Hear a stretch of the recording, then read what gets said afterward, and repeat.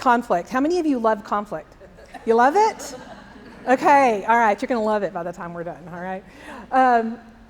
When I say the word conflict, what is, and guys, I was an elementary school teacher way back, so I want to hear what you have to say. This is interactive, okay? So when I say the word conflict, what one word would you say back to me? What does it mean to you in one word? Anxiety. Anxiety? Stress. Stress. I'm sorry? Confusion. What else? I'm sorry? Fighting. Misunderstanding. Growth, okay. Somebody has to blow the curve, right? Somebody has to do that. What else? Struggle. In general, when you think of conflict, is your mind thinking negative stuff, or is it thinking positive stuff? Negative. And I think we're all there, okay? Because conflict can be rough. It can be hard. Conflict ultimately, at the very end, I mean, if you take it out to the end, what does it lead to? Separation. It could lead to resolution. What's happening in Ukraine right now? What's happening in the Middle East right now? War. Okay? So that's conflict at its ultimate. So let's think about it in a slightly different way. I want you to picture a beautiful garden. And all of the flowers are all the same color, and they're all the same kind. What happened to the picture in your mind? It became very boring. Conflict, differences make life interesting. What happens, though, is sometimes we don't know how to handle those differences.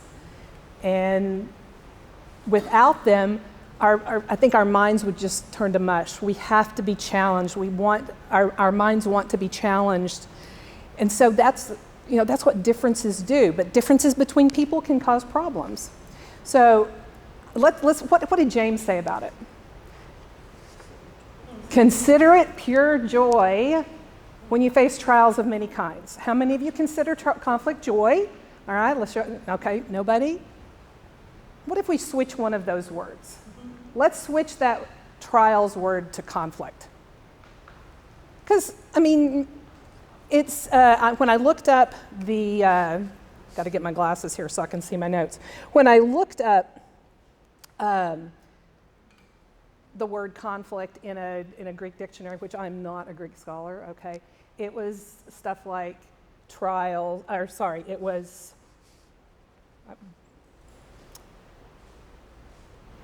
it was proofing, and it was calamity. That's a good word for conflict, all right? So I think it's okay to change it to conflict. So James tells us that we should be joyful in conflict. I have a hard time with that. My students who come to my program have a hard time with that. I want to, there was, I don't want to get ahead of myself. So what did Jesus say in the Sermon on the Mount? Blessed are the peacemakers, for they will be called the children of God. All right, so now we've gone from war on one side. Let's go to the other side. Peace. What is the one word that you think of or comes to mind when you think about the word peace? Calm. What else? Harmony. All right. Serenity. Happiness. Solution. So when I think of peace, whereas conflict was, that's dark and it's negative. When I think of peace, it's peaceful, it's calm, it's different. This is one of my favorite verses. And it's actually quoted in the New Testament. Turn from evil and do good. Seek peace and pursue it. Now, when I first read this verse, I was intrigued by the word seek peace and pursue it. Pursue peace. Well, like I said, I'm not a Greek scholar, I'm not a Bible scholar, but I work with a lot of Bible scholars at ACU. And so I went to one of my dear friends, Dr. Ben Reese, and I asked Dr. Reese, what does that word pursue mean? Because if I'm supposed to pursue peace, I need to know what I'm supposed to do here. And Dr. Reese said, well, I don't know, but I will get back to you. And he did. And he said that it means to run after something you greatly desire. Wow. So if peace is calm and easy and serenity, I can't say the word serenity without thinking of Seinfeld. Sorry, it just comes to my head. It comes in my head. Serenity now, but that's kind of the way we are, aren't we? When the conflict is going on, and we're just going serenity now, serenity now. No, run after something you greatly desire. Here is a truth that I hope you write down, and it may be in your notes. I'm not sure. But true godly peace does not happen by accident. It doesn't happen because we ignore problems. It is intentional. It requires work. It is active, not passive. It doesn't happen because we avoid conflict. That is not the definition of peace. It isn't. It isn't the definition that we see in the Psalms. Peace is active. And this is, I believe, why Jesus said, he was talking about peacemakers. You have to make peace. Peace doesn't just happen. It doesn't happen by avoiding it. If you don't remember anything else today, remember that.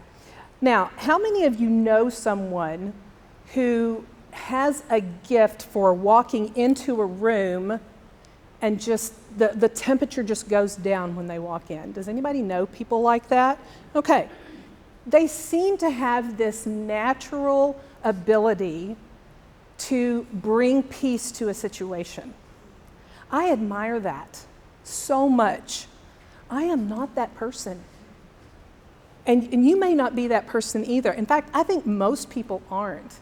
That is a true gift to be able to bring peace just by your presence.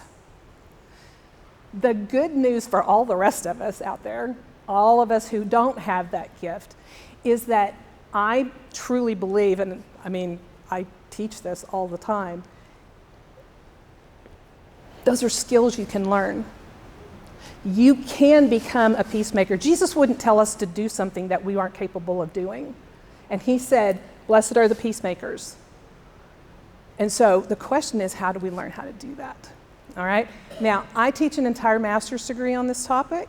So it's like, how can we get it down into a very, very brief overview? So we're going to talk about some of the highlights, all right? At home, my home congregation is Sunset Church of Christ in Lubbock, and we've been studying the fruit of the Spirit. And I look at this verse from Galatians, and you notice I've highlighted peace there, I've emphasized peace. The fruit of the Spirit is love, joy, peace, patience, kindness, goodness, faithfulness, gentleness, and self-control. We can all sing that song, okay? Peace. It isn't just, these are not different fruits. It's all one. These are all different aspects of one fruit. How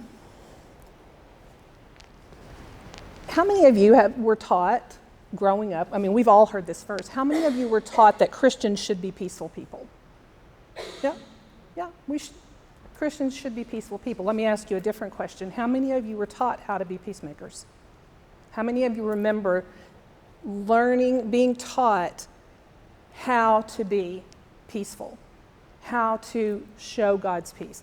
We aren't taught that. We're just told we're supposed to be peaceful people. Christians are, there it is, right there, peace. That should show in our lives. But when we think of our lives, and it's like, I'm not sure how much peace is there. I'm not sure how I'm showing it. So my question is, why are we not taught this? Well, like I said, you can be taught. You can be taught these skills. All right. If we are going to learn to be peacemakers, we have to understand ourselves first. This is not a selfish thing. It's an understanding thing. It's a self-awareness thing. And so the foundation of who we are is our identity. And identity is multifaceted. It is somewhat fluid. There are pieces to it that are very, very consistent for most people. But there are things that kind of flow in and out throughout our lives. So my belief is step one in understanding peace and becoming a peacemaker is understanding the role that identity plays. My identity as well as those around us. Now, and especially those in our families. And we're going to talk about family conflict in just a little bit. But this all applies. Okay, so identity is how I see myself and how I want to be seen by other people. It is my sense of self. It is how I make sense of the world. This is the way, God made us. We have different aspects of our identity. We aren't just one. It's like the fruit of the Spirit with different facets.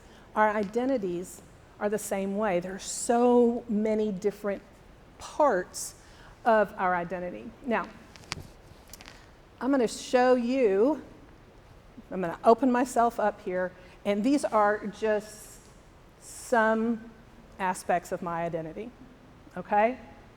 That's a lot of stuff. That's a lot. Now, some of these are what I call deeply held values, like honesty and trustworthiness and stuff, but those are also going to be there as well. And these are only a few. I could probably, if I sat down and thought about it, I could probably come up with 10 or 12 more. Some of these are more important than others, which is where we're going next. Okay, so you have in your booklet something that looks similar to this. Now, in the very middle is what where is it? Let's try that again. There we go. Okay, so in the very middle, this is what I call our core identity. The ones that mean more to me than any other aspect of myself. These are the ones that tend to stay the same throughout our lives. Okay? I've always been female. I haven't always been a mom. I haven't always been a grandmother. But when those became part of who I am, they became very, very central to how I see myself and how I want to be seen by others. Now, here's something that's very important. I don't just want to be seen as a good mother. I'm a mother. I want to be seen as a good mother, as a responsible parent, as an active parent, someone who's very involved in my children's lives, okay? I don't want to just be a Christian. I want to be a 100% devoted Christian. I want to see that in myself, and that's how I want to be seen by others, okay? So while we're putting some nouns up here, know that there are other pieces to that as well. All right, so those are the ones that are, I feel, very, very central to who I am. Now, on the next circle out, there are some others that are also very important. They're not quite as central to my sense of self, but they are pretty close.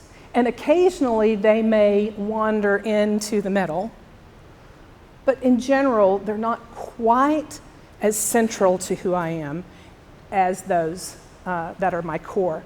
And as we go out, farther and farther out, there are other things that they're part of who I am, but they are not central. They are not core. I've told this story before, and bless Bob and Terry, they've probably heard this story before. Let's compare a central identity with an outside ring identity, okay? So, mother. I've been a mother now for almost 40 years, okay? I say that is a little bit scary, all right? But being not just a mother, but a good mother, a responsible mother, a loving mother, all of those things are so important in how I see myself. Way out here on the outside, I think I've got, see right? Nope, it's not going to show up. Gardener. All right, guys, I'm going to be honest.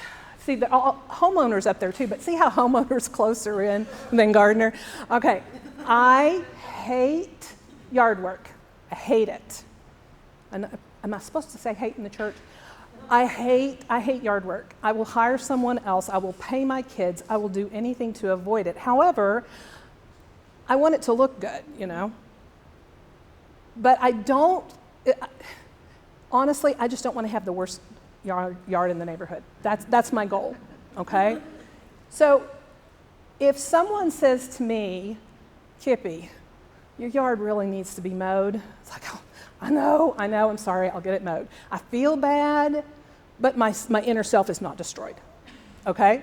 It's like, yeah, I know, I hate it, the guy will be here tomorrow, all right? So that's basically my gardening skills, all right? But if you say, what were you thinking when you raised those kids? Where were your priorities? Guys, I can barely say, my oldest daughter is almost 40 years old. I can barely say that and not feel an emotional response. Because being a good, responsible, loving mother is so central to who I am. And so if somebody insults or hurts that my sense of self as a mother, it is so harmful to who I am, okay? So what I want you guys to do is spend a few minutes, and you have some circles in your book. I would like for you guys to spend just a few minutes filling in, especially focus in on the core. We only have a couple of minutes, okay? But what is central to how you see yourself? What, in that inner circle, what is those that you protect the most? And you can fill in the rest of them as they come through. Maybe some come to you that you think, well, they belong in that second circle out, but not in the middle.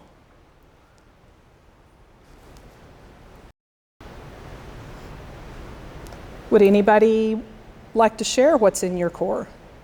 You don't have to, but more than enough time to hear. Does Carla? Top for me was honey. Grandmother. Mm-hmm. A mom, a Christian, a wife, a nurse, and a daughter. Okay. Very good, and very similar. Wife or mom and mother, or mom and grandmother, and your profession. Yeah. Anyone else like to share? Again, you don't have to.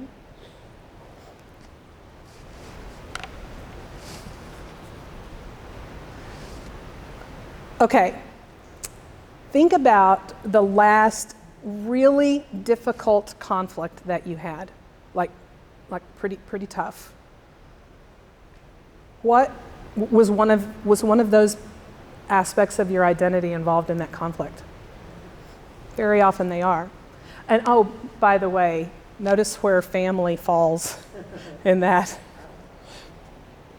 Parent, grandparent, sibling, child, even grown children of adult parents, okay, or adult children.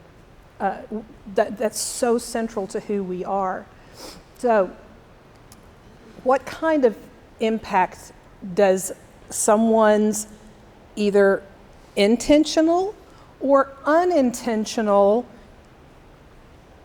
ding to one of those elements of your identity, how does that make you feel? Enraged. Okay. Enraged, insulted, hurt. Okay? I'm gonna jump on enraged. Okay? Because we're gonna talk about anger in just a few minutes, all right? So when one of our identity elements, one of those deeply held values, like faith would be a deeply held value, all right? Honesty, trustworthiness. It's not really an identity. I want to see myself as an honest person, that would be identity, but honesty would be a deeply held value. And I've also recently added expectations to this, because how many of you have ever been in conflict, especially with family members, because somebody had expectations of you to be at their house on Thanksgiving? They didn't ask, they just expected you to be there. Or they expect you to go to college. They expect you to be this, to choose this profession. So sometimes others' expectations of us and our expectations of others can cause conflict. Okay, so when one of those things up there is intentionally or unintentionally hurt by someone else, we have an automatic emotional response. It is instinctual. It cannot be stopped. It's not, unless you're a psychopath or something, I guess you could. And I don't mean that, but I mean, I don't understand that. This is only for, those of us in the general population. We have an emotional response. Like I said, I couldn't even say that about myself without having an emotional response. Now, if somebody else said it, it would be much greater, all right? So that happens. I want you to think back. The last time you had a conflict with someone, what was your emotional response? Anger, hurt, frustration, all of those things. When those center, especially the center, when those are impacted, intentionally or not, we have that emotional response. And understanding it, the conflict comes because we either don't recognize it or we don't act appropriately on it. I tell my students all the time, reason and high emotion cannot exist in the same brain at the same time. They just can't. The same brain at the same time. Say that again, please. Yeah. Okay. Reason and high emotion cannot exist in the same brain at the same time. When we are flooded with, especially negative, but when we are flooded with emotion, that our brains just shut down. The reason part of our brains. I think we start acting in the hindbrain sort of thing. Okay, I'm not a neurologist or anything, so I can't. But it's just I see it with the people that I work with. Once that emotional response is evident, it's like separate them. We can't talk. We can't talk when we are in that situation. So it's either we don't understand the emotion, or we don't act on it appropriately. You guys remember? Anybody remember this song? You always hurt the ones you love. Why is that? Why do we always hurt the ones we love? Look at your circles. Look at your circles. The ones we love make up how we see ourselves. I understand myself as a mom, as a grandmother, as a Christian. And by the way, it's not just individual identities. We also have group identities. Group identities are, Christian is kind of both. It's how I see myself, but it's also this group that I belong to. All right? Race. Race is individual, but it's also a group that I belong to. I also had like Texan and I had American on there. This time of every 4 years, we may have a political party on there, okay? And the closer we get to November 5th, the closer those things sometimes get to the middle of our identities. And they start tearing us apart, because if somebody insults my candidate, they're insulting me, okay? And so I have to react. But we always hurt the ones we love, because so much of our identity is wrapped up in those closest to us. Our family, work, people that we work with very, very closely, all of those close inside core identities are so central to how we see ourselves. And our inner self just has this reaction. Let's go back to Galatians. Notice I highlighted self-control this time. I think peace and self-control go together. I need to understand myself and have a good sense of self-awareness and emotional intelligence when those things impact me. Because guys, they're just going to. That is life. People say things, and most of the time, guess what? They don't mean them to hurt us. But so my emotional intelligence and my self-control are involved there. James, going back to James tells us tough stuff, all right? Be quick to listen, slow to speak, and slow to become angry. That is self-control in a nutshell. Quick to listen, slow to speak, slow to become angry. Now, angry, we talked about rage a minute ago. Anger is a secondary emotion. Anger always covers for something else. We are not angry just because we're angry. Anger covers for other negative emotions, hurt, frustration, all of those negative things.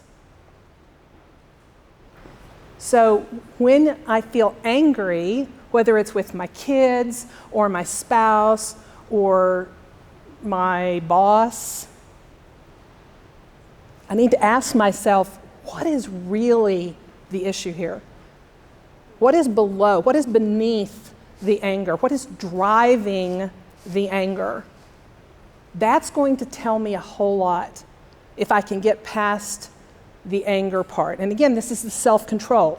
If I allow that anger to completely overtake me, the reason has gone. Remember, it can't be in the same brain at the same time. So when my kids do something or my spouse says something and I just get so angry at them, reason's gone. I need to understand, I need to be able to think about that first. If I feel that rush of emotion coming, it's like, okay, all right, I'm going to breathe, I'm going to think first before I react. Because anger is hiding something else. Okay? All right, so we had the first part, and I call this the conflict triad. It's adapted from another conflict management specialist model. But so our deeply held value, our identity, or our expectations are not met or are damaged. We have that highly emotional response. What do we do? Or what is the next step? The next step is we feel like, now we don't think, oh wow, I've lost power in this relationship. We don't think that. It's just part of it. Our inner being says, they are over us. They have beat us. Okay? And so I don't think about this. It's usually just, woo, right? What happens next? We say something stupid? Yeah, exactly. We attack their identity. Oh, you think I'm a bad mom? Well, have you ever seen your kids? Do you know what your kids are doing on Friday nights? We immediately go after, and we do it without, what part of their identity will I insult? No, we don't do that. We just do it. It's instinctual. We just go after them. What happens to them? They go right back. They have that highly emotional response, and they go They go right back at you. And you end up in this death spiral of conflict that just goes on and on unless somebody will step out of that spiral and go, we can't keep doing this. What is going on here? But this round and round, well, it's actually a triangle. This triangle back and forth about, just, it goes until somebody steps off or somebody leaves the relationship. And even if they leave the relationship, it's still there. It's just being avoided. And that is not peace. Okay? It isn't. It may not be war physically, but it is not peace. It is not godly peace. What do you say the percentage of people who are capable of pulling themselves back Well, yeah. and saying Very few. very few? I would say, I've got something in here later about social media. Guys, there's some really great things that happen in our world right now. Technology is wonderful. Technology is allowing me to do this. It's allowing me to teach the way I teach. I love technology. But there are some aspects of it that are tearing us apart, and social media is one of them. Social media allows us to be mean and ugly to other people with no consequences whatsoever. And I heard about this new program. This is not in your notes. I heard about this new program called Rewild the Child. And it takes place in Utah. And it's just this group that says, we want kids to commit to staying off social media for an entire year and see what happens. And the kids that have gone through this program are saying, and these are teenagers, young teenagers, up through, maybe high school age. And I watched this video of these kids. This was on the news, so it's not just something I found on social media. But the kids are saying, I have never felt better about myself. I have never been more at peace. I have never been happier in my life. What are we doing to our kids with this social media? Parents, keep your kids off social media. My kids are grown now. I can't, But those of you who have small kids, keep your kids off social media because it's destroying their lives. Okay? Okay. That was a public service announcement. Okay. Why are we not going? There we go. Okay. Self-control. Self-control. Understanding my emotions. How much time have I got left? Oh, gee. Okay, we're going to hurry. Okay. Now, so here's the question. What are some steps I can take the next time I feel that rush, that flood of emotions? Number one, stop. Wow, that's so easy to say and so hard to do. Yeah. But pray about it. Pray about this all the time. Because if you wait until someone insults your identity to start praying, you waited too long. Okay? Pray about this all the time. Help me. Lord, help me to not have that negative reaction. Help me to think first, because stop first. And then number two is breathe. Just breathe. Give yourself a minute to think. After you breathe, then think. What is driving my anger? Before you've ever said anything to the other person, ask yourself, what is driving my anger? Is it fear? Is it frustration? Is it embarrassment? What is it? Because it isn't just anger, it's something else too. What is it? When my kids are not, they're doing things that I've told them not to do 1,000,000 times, and I blow up at them. Why? What is it? Do I feel like they're not respecting me? I'm their parent. They're supposed to respect me. So that's one of those deeply held values, okay? When my spouse insults, I don't know who cooks. Everybody cooks now.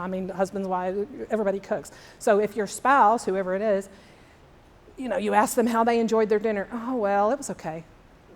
or fine. Oh my goodness, that word that it was fine, it was fine. What do you mean it was fine? I worked all afternoon on that.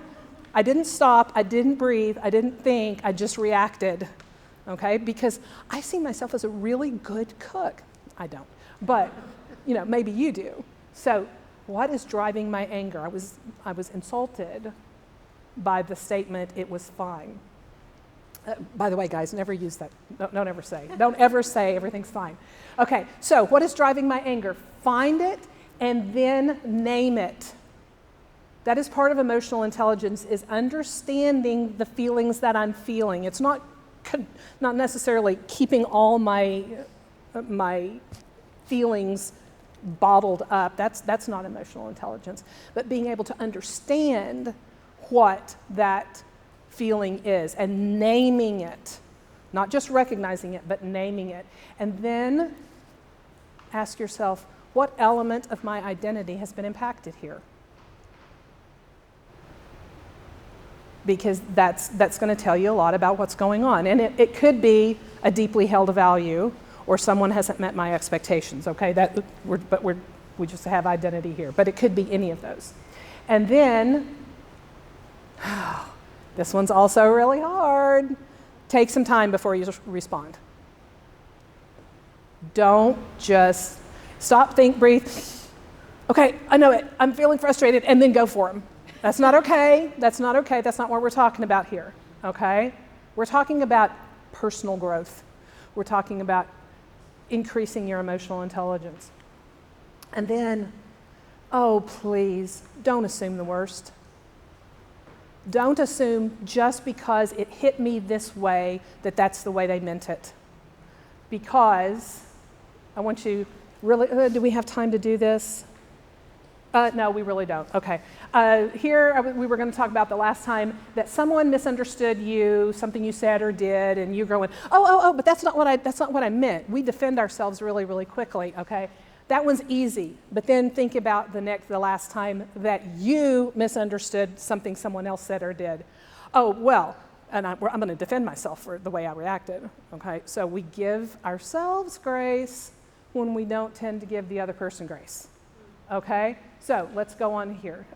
If you did, I've already said this once. Here's another one. If you don't remember anything else that we talked about today, remember this. Intent does not equal impact. Intent does not equal impact. Just because something hits me in a certain way does not mean that's the way they meant it. And again, this comes to emotional intelligence and self-awareness. Okay? I will also say that this works in the opposite direction. Impact does not equal intent, okay? So I need to own if I said or did something that hurt someone else, I need to own that and I need to apologize. I may not have intended it to be that way, but it still hurt them, okay? If someone says or does something that makes me have that emotional reaction, I need to stop and think and breathe and do all of those other things and realize that they may not have intended it to come across that way. And I need to give them the grace because I want grace when I accidentally do something that hurts them as well. Okay? A couple of other things. Please, folks, give other people the benefit of the doubt. Please. That's again, if you don't remember anything else, remember this one. Give the benefit of the doubt. Don't assume they meant to hurt you. I think this is another thing that social media does to us. Just give them the benefit of the doubt. Understand that hurt me, but maybe they didn't mean it that way. And then maybe talk about it. We're not going to be able to get to how to have those conversations, but give them the benefit of the doubt. Seek understanding over agreement. This one really, right now, this one has, I think is super important. Our country's divided about 50-50, okay? About 50 of us are going to vote one way, about 50% and 50% are going to vote the other way. How many of you ever argued someone into agreeing with you? Anybody ever done that? Anybody ever had a real argument with somebody and they in the end go, wow, you were really right about that. I think I'm going to change my mind. They don't do that. Guys, we don't argue people into agreement. We just don't.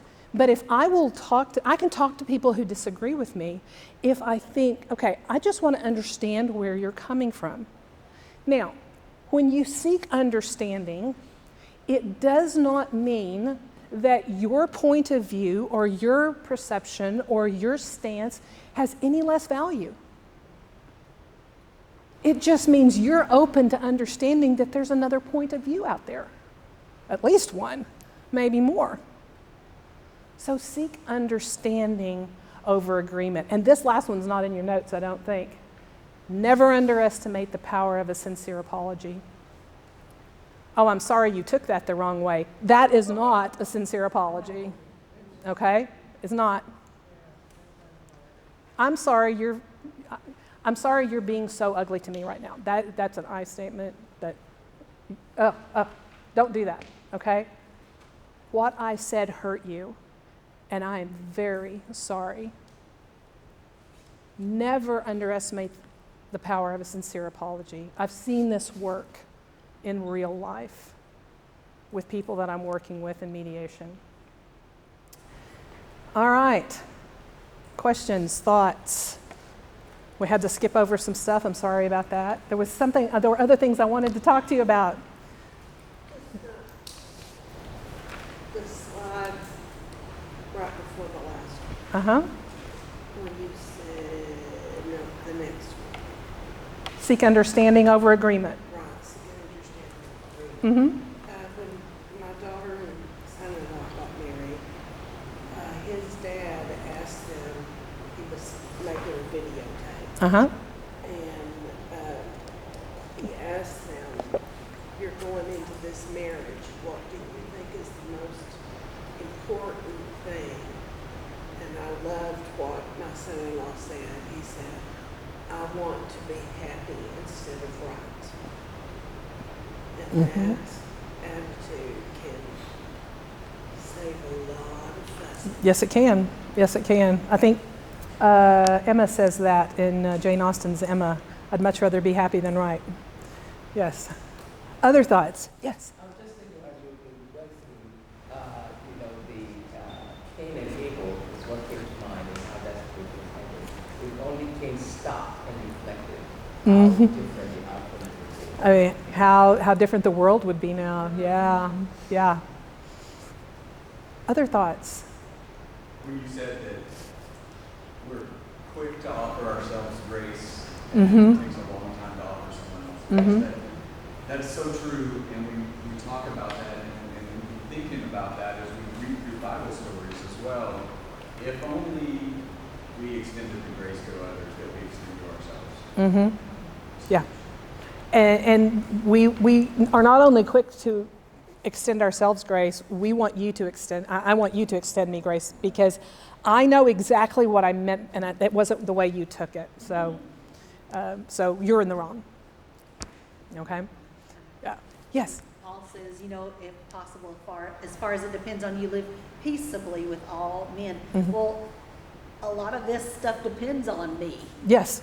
And, Yes. and my attitude and my slowing down and my taking a deep breath and thinking, and those all depend on me. Yeah, but that also brings up a really good point. I can only be responsible for me.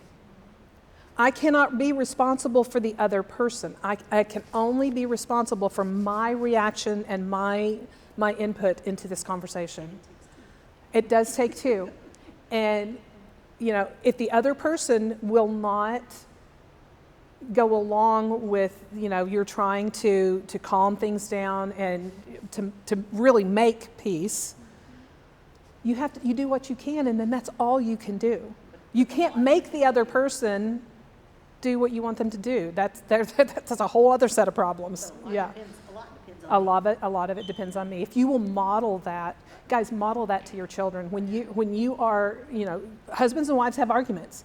Model to your children seeking understanding. Model to your children understanding that intent does not equal impact. Okay, so Bob, I think you had your I think sometimes if you've seen along the way sometimes in church, we value people who stirred up more than people who... The squeaky wheel gets the grease? Yeah. Yeah. Mm-hmm. So I think and for some, even in the church setting, the ministers especially, sometimes, the ones that are more controversial, that will go out and say things that maybe aren't even fully factual, are the ones that are prized. Yeah. Yeah. They get the attention. Honestly doing the stuff. Yeah. Yeah. When you see people doing stuff like that, when you see people making peace, being peaceful people, I challenge you to notice that and to let them know that you notice that. Because, by definition, peaceful people are not the ones necessarily out in front making all the noise. They're the ones in the background, making peace. So notice that and value that and let them know that you feel that way. Anything else? Yes. The wisdom of being quiet and listening. Mm-hmm. So, but again, just like you said, a lot of times when people say things and you take time back, you'll see that someone who's, not smart, not, quick, Mm-hmm. but, that is the upside down thinking. Yes. That is actually wisdom. Somebody who steps back to think about things before responding. Yes. If we've got, do we have time to read one thing? Okay. And if you guys need to go, feel free. One of the things that I wanted to read to you guys, I was with my daughter in Colorado 3 weeks ago, and we worshiped with the Longmont Church of Christ when I was there. And one of their, I believe he's a deacon, prayed one of the prayers.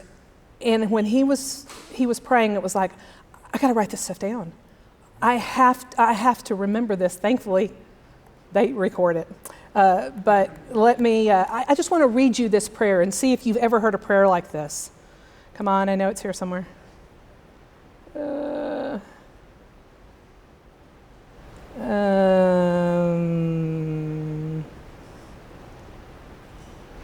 Okay, it's coming. Okay. He said, this was in prayer, Lord, lead us to suffering and affliction that are lacking. We ask you to refine us and shape us. Don't let us seek our own comfort or get complacent, but instead to endure hardship as your soldiers, even as we enjoy rest and freedom in Christ. Lord, we ask that when we grow proud, you humble us by giving us failure and weakness. We ask that you teach us wisdom by giving us mistakes. Teach us patience by making us wait. Remind us of our lack of control by making things not go our way. When we grow complacent or distracted, we ask that you pull the rug out from under us. Teach us to trust in you alone by having the people and systems and things around us disappoint us. Refine and deepen our faith by giving us trials and helping us to endure them. In all things, shape us by your hand into something more beautiful and useful and good. Wow. You see why in the prayer, I was like, I've got to write this down. I have got to remember this. I have never, ever heard a prayer in church that said, give us trials. Give us failure and weakness. I'm tearing up because I'm remembering how I felt when I heard that.